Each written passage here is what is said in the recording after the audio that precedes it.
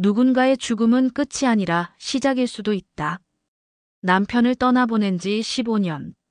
매년 기일마다 받지 않을 전화번호를 누르던 한 여인이 있었다. 그런데 올해는 달랐다. 오래된 벨소리 끝에 익숙한 목소리가 흘러나왔다. 나야. 단 두 글자. 하지만 그 목소리는 15년 전 세상을 떠난 남편의 것이었다. 보이스피싱일까 아니면 정말 남편의 마지막 메시지일까? 여인은 떨리는 손으로 낡은 주소록을 펼치고 남편이 남긴 흔적을 하나씩 따라가기 시작한다. 그 끝에는 15년간 감춰진 진실과 남편이 목숨을 걸고 지키려 했던 약속이 기다리고 있었다.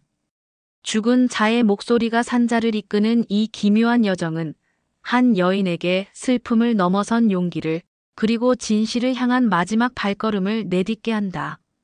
자, 지금부터 무슨 특별한 사연이 있었는지 지금 바로 시작해 보겠습니다. 저는 올해로 75입니다. 남편 도윤이를 떠나보낸 지 15년째예요. 매년 남편 기일이 되면 저는 똑같은 일을 해요. 낡은 가죽 주소록을 꺼내서 남편의 오래된 휴대폰 번호를 누르는 거죠. 물론 받는 사람은 없어요. 그냥 벨소리만 길게 울리다가 끊기는 게 전부예요. 그게 저한테는 일종의 의식 같은 거였어요. 남편과 연결될 수 없다는 걸 확인하면서도 그 숫자를 누르는 것만으로 위안을 받았던 거죠. 그런데 올해는 달랐습니다. 기일 아침 평소처럼 전화를 걸었는데 벨소리가 평소보다 짧게 끊겼어요. 그리고 이어진 건 침묵이 아니라 누군가의 숨소리였습니다. 제 심장이 멎는 것 같았어요. 그리고 들렸죠. 나야. 단 두 글자. 그런데 그 목소리는 너무나 익숙했어요.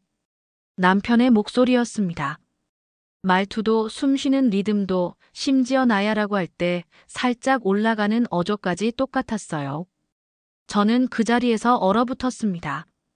손이 떨려서 수화기를 제대로 잡을 수가 없었어요. 그냥 멍하니 서 있다가 정신을 차리고 황급히 전화를 끊었죠. 수화기를 내려놓고 나서도 손끝이 계속 떨렸어요. 찻잔을 들려고 했는데 손이 말을 안 듣더라고요. 찻잔이 흔들리면서 찬물이 조금 넘쳤습니다. 한참을 그렇게 앉아 있었어요. 방금 들은 게 뭐였을까? 정말 남편의 목소리였을까? 아니면 제 귀가 속은 걸까? 머릿속이 복잡했습니다. 그날 저녁 아들이 집에 들렀어요. 저는 조심스럽게 아침에 있었던 일을 말했죠. 엄마, 그거 보이스피싱이에요. 요즘 그런 거 엄청 많아요. 아들은 단호하게 말했습니다. 며느리도 거들었어요. 어머니, 그 번호 지금 당장 차단하세요. 요즘 목소리 합성 기술이 얼마나 좋은데요. 아버지 목소리 녹음본만 있으면 누구든 만들 수 있어요. 자식들은 확신에 차 있었어요. 저도 그렇게 생각하려고 애썼습니다. 그래, 귀가 속은 거야. 그냥 비슷한 목소리였을 뿐이야. 스스로를 다그쳤죠. 하지만 밤이 깊어질수록 마음속 균열은 점점 더 넓어졌어요. 남편 말버릇까지 똑같았던 그 목소리가 자꾸 귓가에 맴돌았습니다. 다음 날, 저는 다시 그 번호를 눌러봤어요. 이번엔 연결되지 않았습니다. 없는 번호입니다라는 기계음만 들렸죠. 이상했어요. 어제 분명히 연결됐는데 오늘은 안 되다니. 저는 휴대폰을 들고 동네 휴대폰 매장으로 갔습니다. 젊은 점주가 번호를 확인해 보더니 고개를 가로저었어요. 이 번호는 15년 전에 이미 해지됐어요. 그 뒤에 다른 사람한테 재배정됐다가 또 해지되고 그랬네요. 지금은 사용 안 하는 번호예요. 그럼 어제 어떻게 연결이 된 거예요? 착신 전환 기록이 있을 수도 있어요. 아니면 인터넷 전화 같은 걸로 일시적으로 연결됐거나요. 점주의 말이 제 호기심을 자극했습니다. 착신 전환, 인터넷 전화, 남편이 뭔가 남긴 걸까요? 집으로 돌아온 저는 남편의 유품 상자를 꺼냈어요. 오랜만에 여는 상자였습니다. 오래된 시계, 안경, 수첩, 그리고 작은 메모지들이 들어있었죠. 메모지를 하나하나 펼쳐보는데 낡은 종이 한 장이 눈에 들어왔어요. 남편의 필체로 이렇게 적혀 있었습니다. 태수에게 약속은 기일에. 오태수. 그 이름이 바람처럼 되살아났어요. 남편의 절친이었죠. 둘이 통신국에서 함께 일했던 기억이 났습니다. 오래전 일이라 가물가물했지만 태수 씨가 통신기술에 밝았던 건 확실히 기억났어요. 그 메모를 보고 나니 어제 그 전화가 단순한 우연이 아닐 수도 있다는 생각이 들었습니다. 손녀 지민이가 주말에 집에 왔을 때 이 이야기를 꺼냈어요. 할머니, 그거 진짜 신기한데요? 제가 한번 알아볼게요. 지민이는 컴퓨터를 잘 다루는 아이예요. 저한테는 마법 같은 일들을 뚝딱 해내죠. 지민이가 통화 기록을 보더니 뭔가 발견한 듯 눈을 반짝였어요. 할머니, 이거 봐요.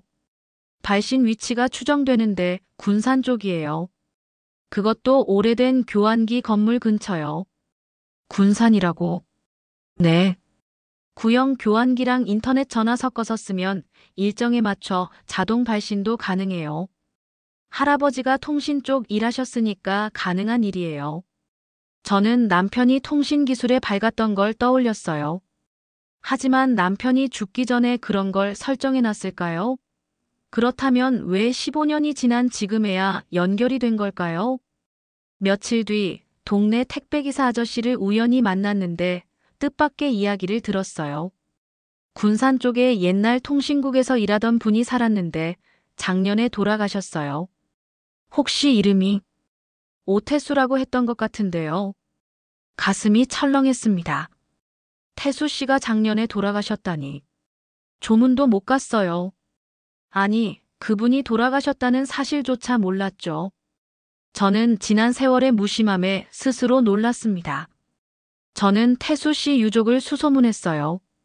다행히 아들분 연락처를 알아냈고 전화를 걸었습니다.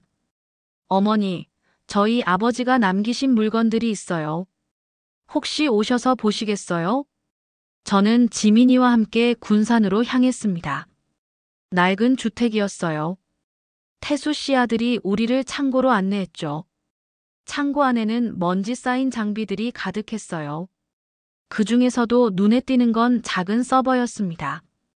옆에 노트가 놓여 있었고 KDY-ANIV라고 적힌 USB가 꽂혀 있었어요. 이게 뭐예요? 지민이가 전원 버튼을 눌렀어요. 팬 소음과 함께 파란 불빛이 켜졌습니다. 화면에 뭔가 뜨기 시작했죠. 할머니, 이거 봐요. KDY-ANIV. 강도윤 애니버서리요. 남편 이름이었습니다. 강도윤. 애니버서리는 기념일이라는 뜻이죠. 지민이가 콘솔 로그를 읽어 내려갔어요. 대박. 할머니, 이거 기일마다 한 통씩 자동 발신하도록 설정돼 있어요. 그것도 20년 분량이요. 20년? 네. 할아버지가 돌아가신 해부터 시작해서 20년치가 예약돼 있어요. USB에는 음성 파일들이 들어있었어요. 첫 번째 파일을 재생했습니다. 선명한 남편의 목소리가 흘러나왔죠. 영순아, 이걸 듣는다면 난 약속을 지키고 있는 거다. 저는 숨을 삼키며 이어폰을 벗었어요. 지금 들은 나야라는 말은 라이브가 아니라 미리 녹음된 메시지였던 거예요. 계획된 메시지. 남편이 살아있을 때 녹음해둔 거였죠. 그런데 로그를 보니 올해만 설정이 달랐어요. 라스트 이어 콜론 인터랙티브라고 적혀 있었습니다. 인터랙티브가 뭐예요? 미리 녹음한 분기형 응답을 조합해서 대화처럼 들리게 하는 거예요. 할머니가 뭐라고 대답하면 그에 맞는 녹음 파일이 재생되는 식이죠. 저는 기분이 이상했어요. 모욕 같기도 하고 슬프기도 하고 화도 났습니다. 거짓말 같은 위로를 하라고 이런 걸 만들어 놨단 말인가요? 나는 바보였구나. 그런 생각이 들었어요. 하지만 동시에 이상한 안도감도 피어났습니다. 남편이 떠나던 날 한마디도 남기지 못했던 공백이 조금씩 채워지는 것 같았어요. 남편은 떠나면서도 제게 뭔가 남기려고 애썼던 거죠. 저는 마지막 파일을 재생하지 않았어요. 마지막 해에만 인터랙티브라는 문장이 마음에 걸렸습니다. 왜 마지막 해만 다르게 설정했을까요? 태수 씨 아들분이 조심스럽게 말문을 열었어요. 어머니, 저희 아버지는 약속을 지키려고 했어요. 강도윤 아저씨와의 약속을요. 무슨 약속이요? 아저씨는 20년 전에 입찰 비리를 폭로하려고 했대요. 그런데 협박을 받았대요. 가족을 지키려고 했고 저희 아버지가 제안했대요. 연례 메시지를 남기라고. 언젠가 진실을 전할 날을 위해서요. 입찰 비리, 협박. 그 단어들이 제 머릿속을 어지럽게 했습니다. 남편이 떠난 건 위장 사고였다는 건가요? 사고가 언론에 잠깐 보도됐는데 누군가가 기사를 지웠대요. 저희 아버지는 별도로 백업을 해뒀어요. USB 두 번째 폴더에 있을 거예요. 지민이가 폴더를 열었어요. 언론 스크랩과 자료들이 빼곡히 들어있었습니다. 남편의 사고를 다룬 작은 기사, 그리고 입찰 비리 관련 회계 자료들. 제가 전혀 몰랐던 세계가 펼쳐졌죠. 저는 다시 처음으로 돌아간 것 같았어요. 남편의 빈자리를 단순한 부재가 아니라 행동으로 받아들이게 됐습니다. 남편은 무언가를 지키려고 싸웠던 거예요. 하지만 분노도 치밀어 올랐어요. 왜 나한테는 단 한 번도 직접 설명하지 않았을까? 왜 혼자 짊어지고 갔을까? 지민이가 조심스럽게 물었어요. 할머니, 마지막 인터랙티브 발신 중지할까요? 저는 고개를 저었습니다. 끝까지 들어야 해. 그게 내 할아버지의 순서였을 거야. 밤이 깊어지자 화면의 알림이 깜빡였어요. 다음 통화는 이틀 뒤였습니다. 이틀이 지났어요. 정각에 전화가 왔습니다. 저는 떨리는 손으로 전화를 받았죠. 겨울이면 부엌 창틀에 김이 서렸지. 남편의 목소리였어요.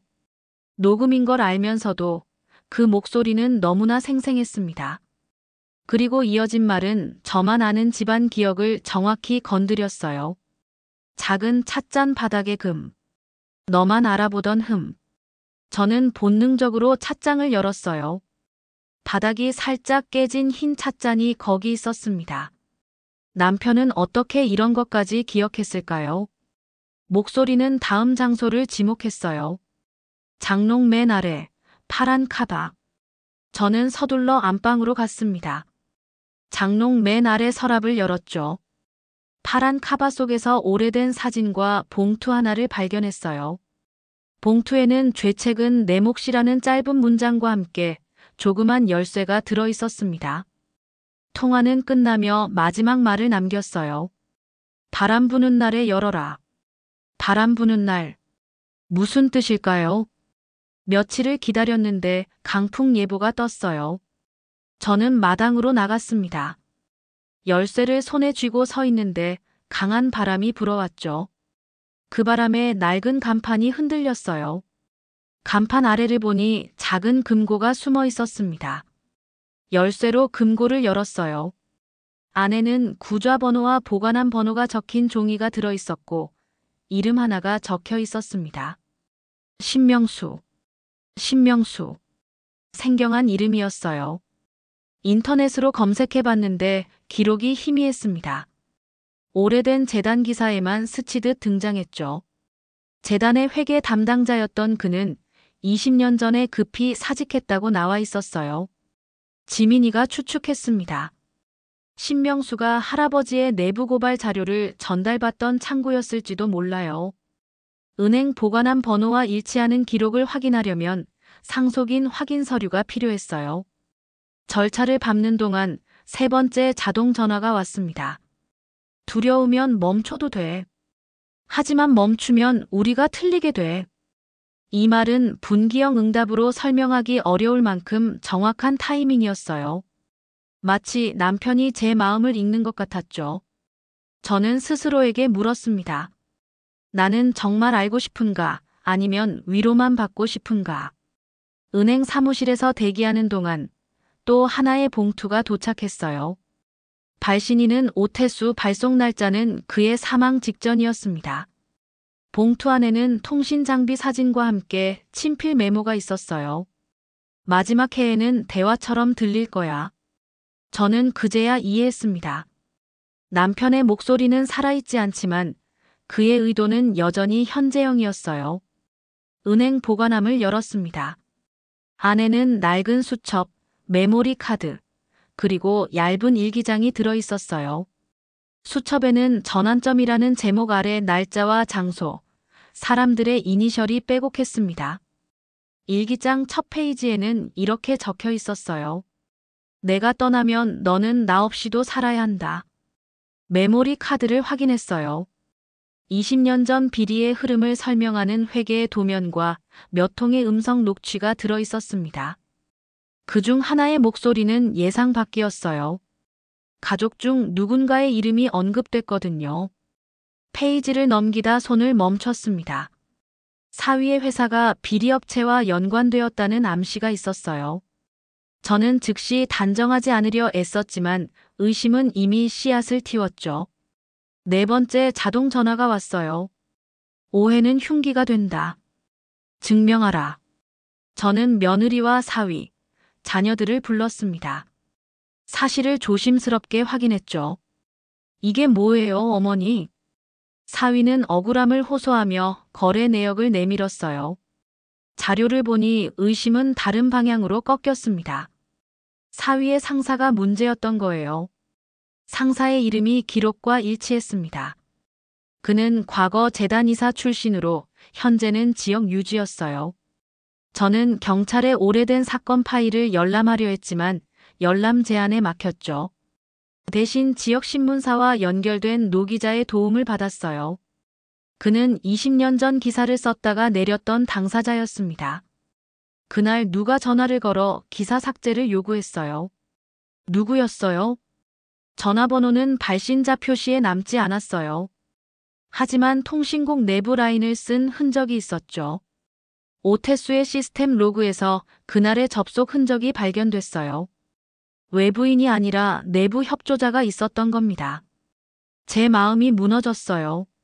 남편이 떠난 뒤 제가 미워했던 대상이 모두 잘못이 아니었고 진짜 상대는 늘 그림자 속에 있었던 거죠.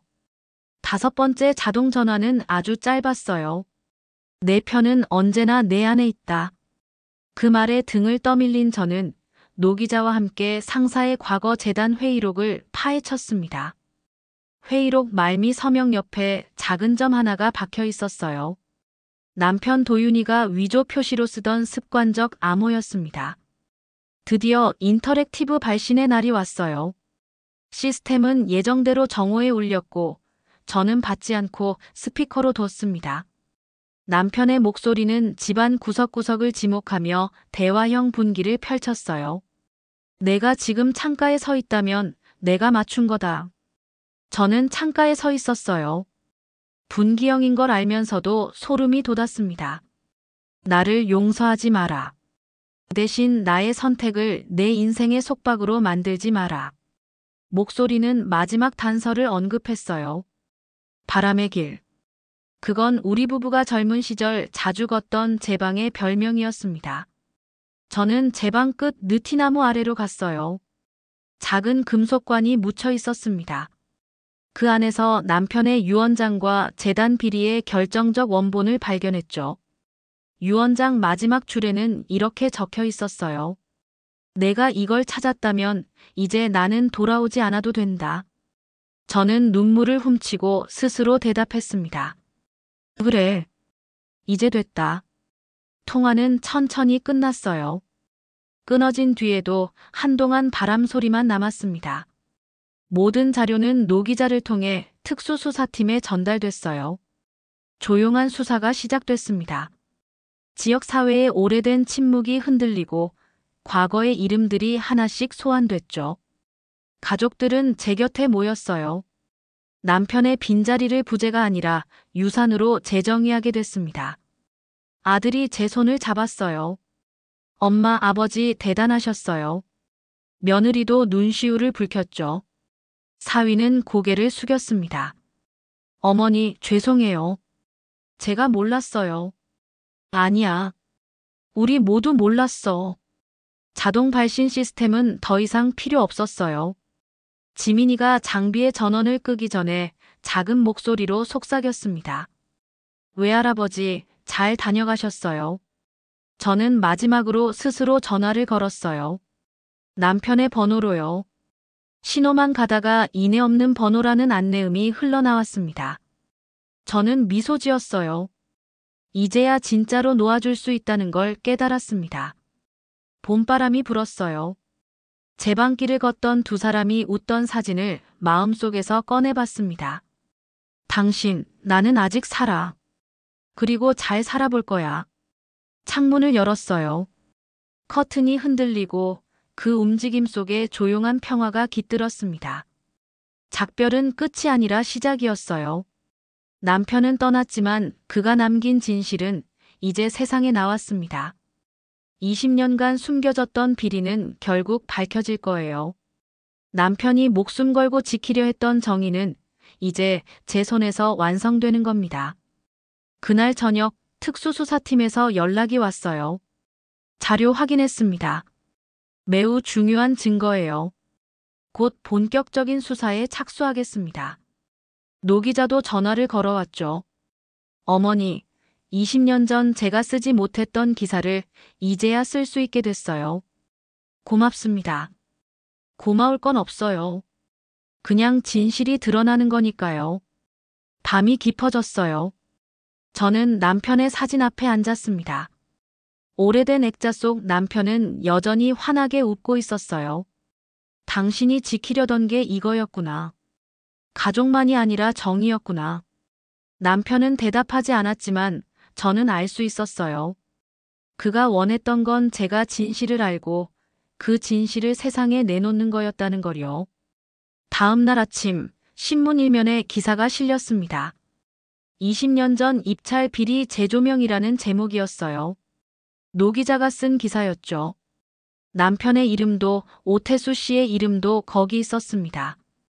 며칠 뒤 재단 이사였던 그 상사가 소환됐다는 소식이 들렸어요. 수사는 빠르게 진행됐습니다. 20년 전 삭제됐던 증거들이 하나씩 복원되면서 당시 비리에 연루됐던 사람들의 이름이 드러났죠. 저는 그 과정을 지켜봤어요. 분노보다는 담담함이 컸습니다. 남편이 왜 홀로 싸워야 했는지, 왜 가족에게조차 말하지 못했는지 이제는 이해할 수 있었어요. 그만큼 위험했고 그만큼 외로웠을 겁니다. 한 달쯤 지났을까요? 검찰에서 정식 기소가 이루어졌어요. 재단 이사와 그의 공범들이 법정에 서게 됐습니다. 저는 방청석에 앉아 그들을 바라봤어요. 20년 전 남편을 협박했던 사람들, 남편의 목숨을 빼앗았던 사람들. 그들은 나이가 들어 초라해 보였지만 여전히 잘못을 인정하지 않으려 했죠. 증거가 불충분합니다. 조작된 자료일 수 있습니다. 변호인은 계속 반박했지만 남편이 남긴 자료는 너무나 정확했어요. 회계 도면, 음성 녹취, 회의록의 위조 표시. 모든 게 맞아떨어졌습니다. 재판이 끝나고 집으로 돌아오는 길, 저는 제 방길을 걸었어요. 바람의 길이라 불렀던 그곳이요. 느티나무 아래 서서 하늘을 올려다봤습니다. 당신 이겼어요. 우리가 이긴 거예요. 바람이 불어왔어요. 따뜻한 봄바람이었습니다. 그 바람 속에서 남편의 목소리가 들리는 것 같았어요. 물론 환청이겠죠. 하지만 저는 그 환청이 싫지 않았습니다. 집으로 돌아와 남편의 유품 상자를 다시 열었어요. 이제는 슬픔이 아니라 감사함으로 그 물건들을 바라볼 수 있었습니다. 낡은 시계, 안경, 수첩. 모두 남편의 흔적이었죠. 그날 밤 꿈을 꿨어요. 남편이 나타나 제 손을 잡았습니다.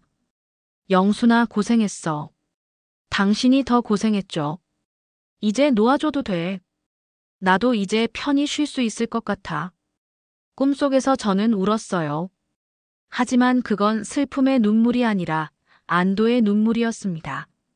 남편도 저도 이제 진짜로 자유로워질 수 있다는 걸 느꼈거든요. 아침에 일어나 창문을 열었어요. 햇살이 쏟아져 들어왔습니다. 저는 깊게 숨을 들이마셨죠. 공기가 달랐어요. 더 가벼웠습니다. 지민이가 찾아왔어요. 할머니, 괜찮으세요? 응, 괜찮아. 아주 괜찮아. 할아버지 자랑스러워 하실 거예요. 너도 자랑스러워. 내가 없었으면 못했을 일이야. 지민이는 제 손을 꼭 잡았습니다. 따뜻했어요. 며칠 뒤 재판 결과가 나왔어요.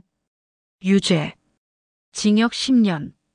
재단 이사는 법정에서 고개를 떨구었습니다. 저는 방청석에서 그 모습을 지켜봤죠. 승리감보다는 허무함이 컸어요. 20년이라는 시간. 남편이 없었던 그 긴 세월. 그걸 되돌릴 수는 없었으니까요. 하지만 동시에 위안도 받았습니다. 남편이 옳았다는 게 증명됐으니까요. 그가 목숨 걸고 지키려던 정의가 결국 이루어졌으니까요. 법정을 나서는데 노 기자가 다가왔어요. 어머니, 기사 한 번 더 쓰려고 해요. 20년 만에 정의 구현. 제목은 이렇게 하려고요. 좋아요. 많은 사람들이 알아야 해요. 강도윤 씨 이름을 꼭 넣을게요. 그분이 진짜 영웅이에요. 저는 고개를 끄덕였습니다. 남편은 영웅이었어요. 제게만이 아니라 정의를 위해 싸운 진짜 영웅이었죠. 그날 저녁 온 가족이 모였어요. 아들, 며느리, 사위, 손녀 지민이까지. 저는 소박한 저녁상을 차렸습니다. 오늘은 할아버지를 위해 건배해요. 모두 잔을 들었어요. 남편의 사진을 향해 잔을 기울였습니다. 아버지, 정말 대단하셨어요. 아들이 말했어요. 목소리가 떨렸죠. 할아버지 덕분에 배웠어요. 정의는 포기하면 안 된다는 거요. 지민이가 말했습니다. 저는 그 말에 눈시울이 뜨거워졌어요. 식사를 마치고 다들 돌아간 뒤 저는 혼자 거실에 앉았습니다. 남편의 사진을 무릎에 올려놓고 한참을 바라봤어요. 당신, 이제 정말 보내줄게요. 미안해요. 그동안 너무 붙잡고 있었죠. 사진 속 남편은 여전히 웃고 있었어요. 저도 미소 지었습니다. 다음 날, 저는 오래간만에 동네를 산책했어요. 공원을 걷다가 벤치에 앉았습니다. 아이들이 뛰어노는 모습을 바라봤죠. 평화로웠어요. 옆자리에 누가 앉았어요. 동네에서 자주 보던 할머니였습니다. 요즘 신문에 많이 나오시던데요. 아, 네. 좀 그랬어요. 대단하세요. 저 같으면 못했을 거예요. 아니에요. 해야 할 일을 했을 뿐이에요. 할머니는 고개를 끄덕이고 일어섰어요. 저는 다시 혼자 앉아 하늘을 올려다봤습니다. 구름이 천천히 흘러갔어요. 그날 밤, 저는 오랜만에 편히 잤어요. 악몽도 없었고 남편을 그리워하며 뒤척이지도 않았습니다. 그냥 깊이 잠들었죠. 아침에 일어나니 몸이 가벼웠어요. 20년 만에 느껴보는 가벼움이었습니다. 저는 창문을 열고 심호흡했어요. 좋은 아침이네. 스스로에게 말했습니다. 정말 좋은 아침이었어요. 며칠 뒤 노 기자의 기사가 실렸어요. 20년 만에 정의 구현한 남자의 용기가 세상을 바꿨다는 제목이었습니다. 남편의 사진도 함께 실렸죠. 기사를 읽으며 저는 또 울었어요. 하지만 이번엔 슬픔이 아니라 자부심의 눈물이었습니다. 제 남편이 이렇게 훌륭한 사람이었다는 게, 그가 옳은 일을 했다는 게 세상에 알려진 거니까요. 전화가 많이 왔어요. 아는 사람도 모르는 사람도 모두 축하와 위로를 전했습니다. 어머니, 정말 대단하세요. 강도윤 씨가 자랑스러우시겠어요. 용기 내주셔서 감사해요. 저는 그 모든 말에 감사했어요. 남편이 혼자가 아니었다는 걸, 많은 사람들이 그를 기억해 준다는 걸 알게 됐으니까요. 한 달이 더 지났어요. 계절이 바뀌어 여름이 왔습니다. 저는 다시 제 방길을 걸었어요. 느티나무가 무성하게 자라 있었죠. 나무 아래 서서 눈을 감았어요. 바람이 불어왔습니다. 남편의 목소리가 들리는 것 같았어요. 영순아, 잘했어. 당신도 잘했어요. 눈을 떴어요. 아무도 없었죠. 하지만 저는 남편이 곁에 있다는 걸 느낄 수 있었습니다. 마음속에 있다는 걸요. 집으로 돌아와 서재를 정리했어요. 남편의 책들, 노트들, 자료들 모두 정갈하게 정리했습니다. 이제는 슬픔이 아니라 감사함으로 그것들을 대할 수 있었어요. 지민이가 놀러 왔어요. 할머니, 뭐 하세요? 정리하는 중이야.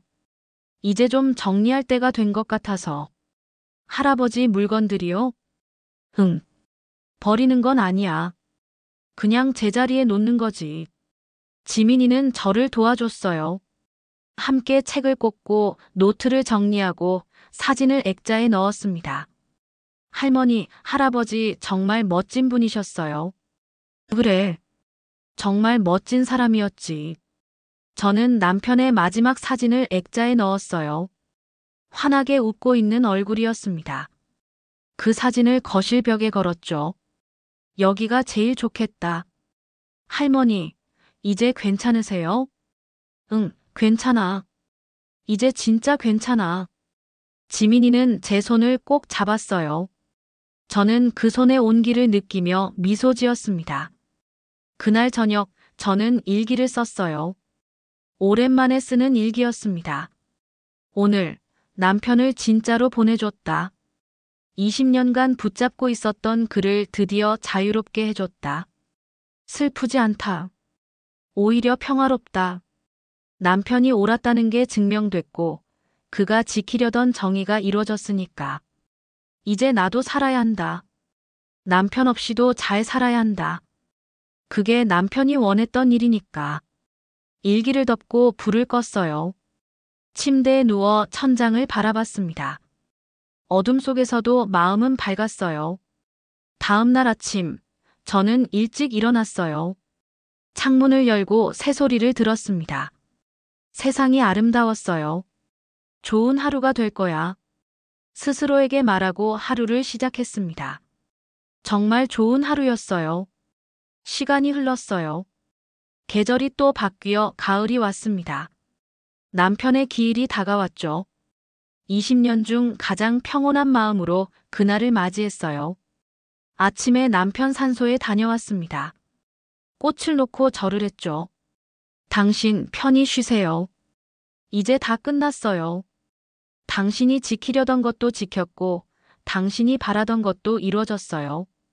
이제 진짜로 쉬세요. 바람이 불어왔어요. 따뜻한 바람이었습니다. 남편이 대답하는 것 같았어요. 산소를 내려오는 길, 저는 가볍게 걸었습니다. 발걸음이 가벼웠어요. 집에 돌아와 차를 한 잔 마셨어요. 남편이 좋아하던 차였습니다. 향이 좋았죠. 당신과 함께한 시간 감사했어요. 당신 없이 보낸 시간도 견뎌냈어요. 이제 앞으로 남은 시간은 나를 위해 쓸게요. 찻잔을 내려놓고 창밖을 바라봤어요. 가을 하늘이 높고 푸르렀습니다. 저는 미소 지었어요. 진심으로요. 작별은 끝이 아니라 시작이었습니다. 남편과의 작별은 제 새로운 시작이었어요. 이제 저는 혼자가 아니라 자유로웠습니다. 커튼이 바람에 흔들렸어요.